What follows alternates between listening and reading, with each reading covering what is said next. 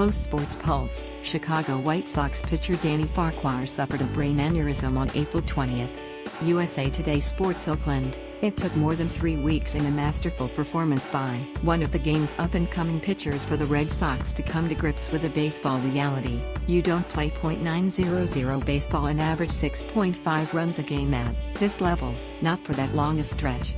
Sean Manaea's no-hitter Saturday kept Boston from becoming just the sixth team since 1900 to win 18 of its first 20 games. And the Athletics limited the visitors to 1 run over the final 2 games of the weekend to hand them their first back-to-back losses of the year.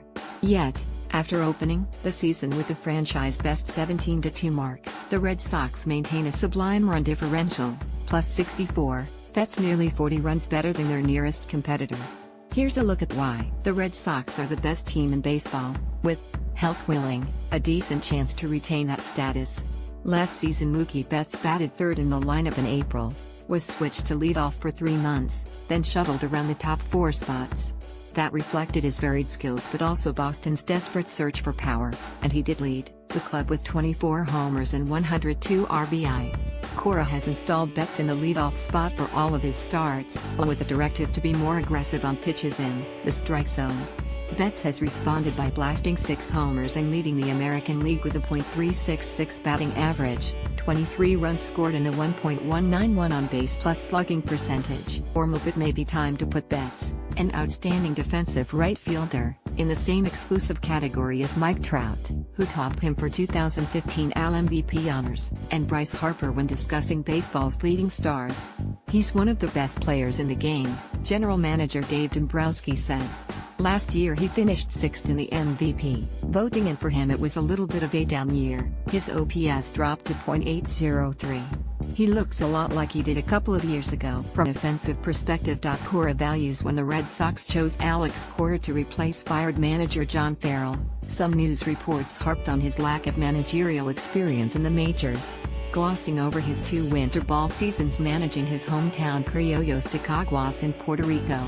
Cora, who played 14 seasons in the big leagues and was the Houston Astros bench coach last year, said that experience was invaluable, teaching him what not to do at the helm. "One thing I promised myself the next time I managed was to have fun," Cora said. "In Caguas I didn't have fun. I was extremely demanding. That may work, but if you don't have fun as well, then it won't work. The 2 times we didn't reach the finals in the last 10 or 12 years, I was the manager. I learned from that." His charges say they enjoy playing for Cora. That's admittedly easier when you're 17-4, because he's smart and well prepared but also encourages a loose environment, which can be hard to maintain under Boston's intense glare. He doesn't have that tightness, outfielder/DH JD Martinez said. "In this market there's a lot of pressure.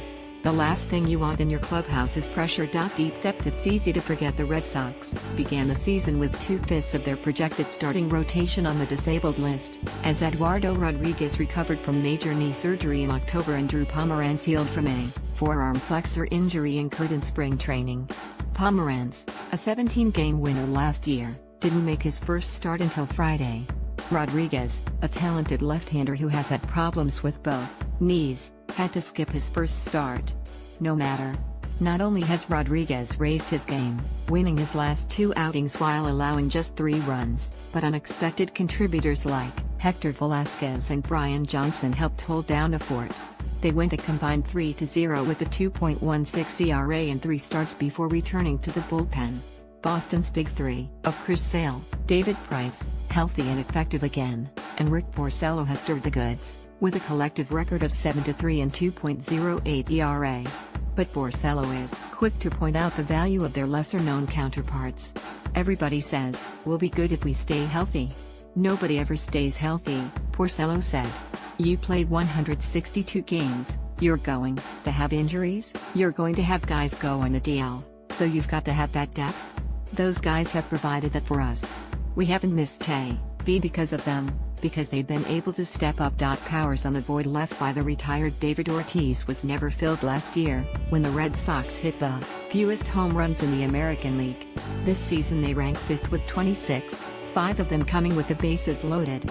Adding Martinez in the offseason clearly helped, and he's off to a solid start with 4 homers and an .893 OPS through Saturday. But even more encouraging for the Red Sox is that most of the improved output has come from returning players like Betts, Mitch Moreland, and Xander Bogaerts, all of whom have an OPS above 1.000.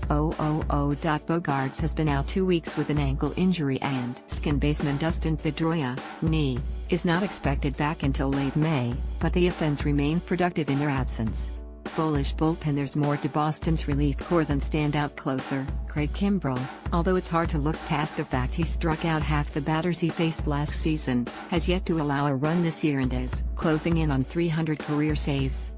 After coughing up 6 runs in 1 inning on opening day against the Rays, the Red Sox bullpen has logged a 2.60 ERA while holding opponents to a .198 batting average.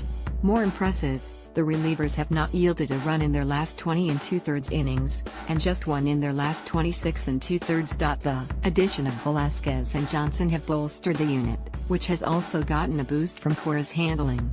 He communicates well with all of us, and that gives you confidence as a player, in the clubhouse and on the field, Velasquez said in Spanish.